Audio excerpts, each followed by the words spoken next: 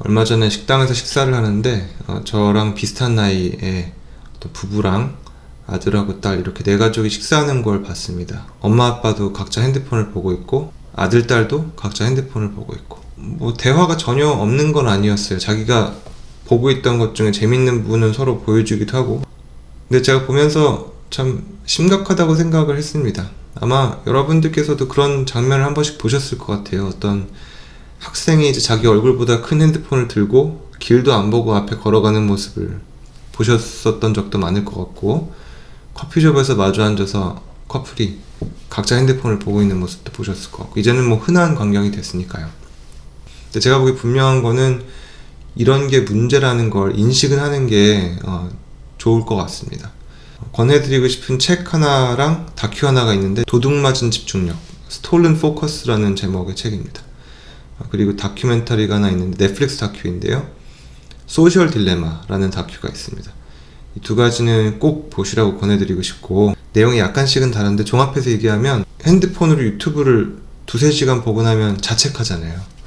나는 정말 자제력이 없구나, 이렇게 자책하기 마련인데, 그런 유튜브라든지 페이스북, 인스타라든지 이런 앱에서 일하고 있는 사람들은 우리보다 훨씬 무서운 사람들이라는 거예요. 그래서 우리가 개인적인 노력만으로는 이기기가 쉽지 않다는 겁니다. 내 자신을 자책할 게 아니라 적극적으로 방법을 찾아서 집중력을 덜 도둑맞을 수 있게 해야 된다는 거거든요. 제가 공부하면서 배운 몇 가지를 말씀드리려고 합니다. 일단 뭐 팁을 말씀드리기 전에 이게 어느 정도로 우리한테 큰 문제인지 알아야 될 것 같은데, 2010년도부터 청소년들의 자살률이 점점 올라가기 시작했대요, 전 세계적으로. 근데 2010년도가 언제냐면 이제 페이스북 같은 SNS가 활성화되기 시작한 때라고 합니다. 페이스북이나 인스타나 이런 것들이 널리 퍼지면서 내 주변 사람들의 그런 인생의 하이라이트 같은 모습들을 자꾸 보게 되고, 누구는 발리를 갔고 누구는 피지를 갔고, 뭐 나만 여기서 이렇게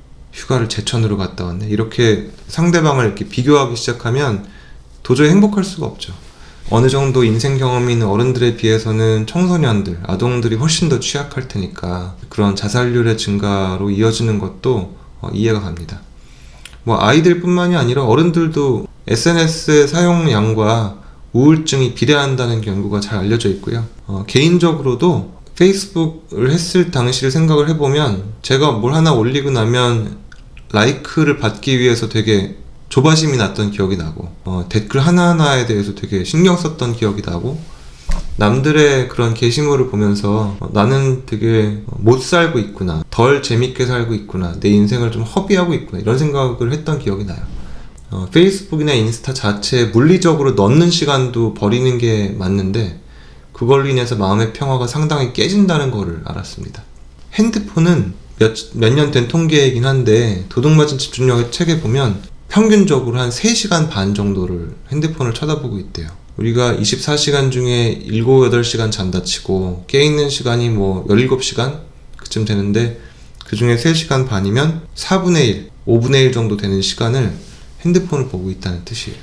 매트릭스 아시죠? 내가 인식하는 게 내 세계의 전부다 라는 거를 보여주는 영화잖아요. 핸드폰을 보고 있을 때는 내 세계가 핸드폰밖에 없는 거예요. 내 삶의 4분의 1을 핸드폰을 보고 있다, 그 얘기는 한마디로 인생을 4분의 1을 갖다 버리고 있는 거랑 똑같은 거죠. 이렇게 안 좋은 SNS라든지 핸드폰에 왜 이렇게 그럼 우리가 중독되어 있느냐, 그 이유는 뭐냐면 유튜브라든지 페이스북, 인스타 같은 앱의 수익 구조 자체가 우리의 집중력을 뺏으면 뺏을수록 수익이 나는 구조로 돼 있기 때문에 그렇대요. 페이스북이나 인스타 같은 것들이 돈을 받지 않잖아요. 그 이유는 뭐냐면, 사실 엄청 큰 기업인데도 돈을 안 받는다는 건 뭐냐면, 보통 수익 구조는 소비자가 생산자한테 재화를 받고 돈을 지불하는 구조잖아요. 그런데 우리는 무료로 재화를 공급받는다고 오해를 하지만, 그게 아니라 인스타그램의 측면에서 봤을 때 생산자는 인스타그램이고 소비자는 광고 회사고, 우리의 집중력이 재화가 되는 거예요. 그러니까 우리가 돈을 안 내는 거거든요. 광고 회사는 인스타그램한테 돈을 주고 우리의 집중력을 사가는 겁니다. 그리고 예전에 비해서 우리의 집중력을 핸드폰에 메워두는 기술들이 계속 발전을 하고 있대요. 예를 들어서 문자로 채팅을 할 때 동그라미 3개가 뜨잖아요. 예전에는 아이폰에만 있었는데 요새는 안드로이드도 있더라고요. 그 이유가 뭐냐면 내가 어떤 문자를 보냈는데 상대방이 동그라미 3개가 뜨면 보통 그걸 보고 있게 된다는 거죠. 또 하나는 인피니트 스크롤이라고 하는 건데, 예전에는 핸드폰 화면을 보면 올리다 보면 페이지가 끝나고 다음 페이지를 눌러야 됐대요. 근데 지금은 유튜브나 인스타 같은 것들을 보면 무한정 스크롤이 되죠. 이렇기 때문에 중간에 끊어야 될 생각을 별로 못 한다는 거거든요. 핸드폰에 오래 묶여 있을수록 내 개인정보가 많이 노출이 되고 나의 프레퍼런스, 나의 취향이 많이 노출이 되고 내가 광고를 많이 볼 테니까 핸드폰 회사나 앱 회사들한테는 윈윈윈이 되는 거죠. 그렇기 때문에 이런 장치들을 만들었대요. 우리가 개인적인 노력으로 이런 것들을 이길 수 있는 거는 쉽지는 않을 것 같아요. 그런데 그래도 제가 개인적으로 효과가 있었다고 생각했던 방법들을 좀 소개해드리면, 첫 번째는 여기에 대해서 좀 공부를 하는 게 제가 보기엔 유효한 것 같아요. 그러니까 과연 얼마나 내 의지와 반대되게 내 집중력을 타의에 의해서 뺏기고 있는가를 알려면 여기에 대해서 좀 공부를 하는 게 좋을 것 같고, 지금 말씀드린 것처럼 도둑맞은 집중력, 소셜 딜레마, 이 두 가지만 해도 거의 제일 잘 정리가 되어 있는 두 가지니까 큰 도움이 되실 거라고 생각합니다. 두 번째는 핸드폰에 앱 차단 프로그램을 한번 깔아보세요. 제가 썼던 것 중에 제일 좋은 거는 프리덤이라는 앱이 있거든요. 책에도 소개가 되어 있어요, 이 앱이.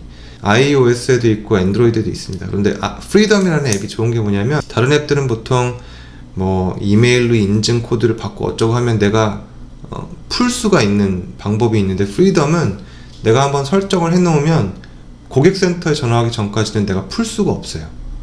그러니까 뭐 불편하다면 불편한 걸 수도 있겠지만 내 집중력을 보호하는 데 있어서는 어쨌든 제일 좋은 것 같아요. 저는 개인적으로 어떻게 하냐면 아침 6시부터 6시 반까지만 핸드폰에 여러 가지 앱을 쓸 수 있게 해놓고 나머지 시간은 다 이메일이라든지 크롬이라든지 네이버라든지 이런 인터넷 프로그램은 아예 사용을 못하게끔 해놨습니다. 이렇게 해놓으면 핸드폰을 덜 보긴 덜 봐요. 근데 시간이 있을 때 뭘 보냐면 버거킹 앱을 열어서 메뉴를 하나하나 꼼꼼히 보게 됩니다. 이 정도로 핸드폰이 무섭더라고요. 그리고 핸드폰의 앱을 좀 정리를 하는 게 좋을 것 같아요. 알림 설정도 꺼놓으면 알림이 훨씬 덜 오거든요. 메시지나 카톡 제외하고는 다 안 오게끔 해놓을 수 있으면 제일 좋은 것 같고, 마지막으로 SNS는 다 탈퇴하시는 걸 추천해드립니다. 사실 저는 카톡도 핸드폰에서는 지웠어요. 카톡 지우면 다 알아서 연락합니다. 문자를 하든 전화를 하든 어떻게든 연락을 다 하니까 걱정하지 마시고 지우세요. 단 예외는 사회 초년생 분들, 이제 막 직장에서 시작하시는데 카톡을 지우시는 거는 조금 손해를 보실 우려가 있고, 실무자 레벨부터는 아무 문제 없더라고요. 그냥 지우고 주변 사람들이 좀 불편해해도 여러분의 그런 집중력을 지키기 위해서는 지우는 걸 적극 권해드립니다. 유튜브는 잘 모르겠어요. 저도 이제 이거를 유튜브로 올렸으니까 좀 모순인데, 유튜브는 사실 공부하기는 저는 좋은 것 같아요. 근데 문제는 공부하려고 들어갔는데 딴 거를 이제 2-3시간 본다는 게 문제인데, 사회적 비교는 좀 덜한 것 같아요. 유튜브를 본다고 해서 내 친구가 엄청 막 잘하고 있고 나는 못하고 있어서 내가 탄식하고 이런 일은 없더라고요. 집중력을 뺏기긴 하지만. 그런데 인스타그램하고 페이스북 분명히 있어요. 내가 게시물을 올릴 때도 둘 중 하나예요. 자랑을 하거나 불평을 하거나 둘 중 하나거든요. 둘 다 별로 의미가 없는 일이잖아요. 왜 이런 말이 있잖아요.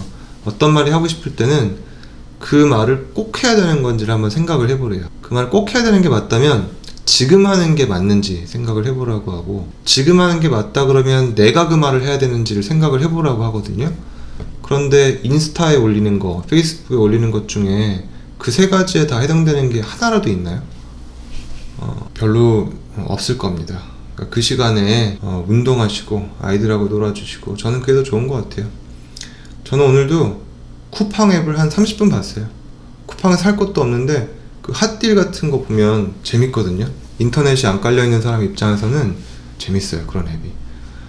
저도 할 말이 없는데, 그래도 지금 말씀드린 것처럼 프리덤 깔아서 적어도 핸드폰으로 뭐 네이버 뉴스를 뭐 오랫동안 보거나 유튜브 영상을 계속 보거나 이런 거는 안 하는 게 좋은 것 같고, 그리고 SNS를 해서 쓸데없이 막 자랑하고 남의 자랑을 가슴 아파하고 이러는 거는 우리가 좀 사회적으로 지향해야 되는 게 아닌가, 우리 아이들을 위해서, 그런 생각이 듭니다.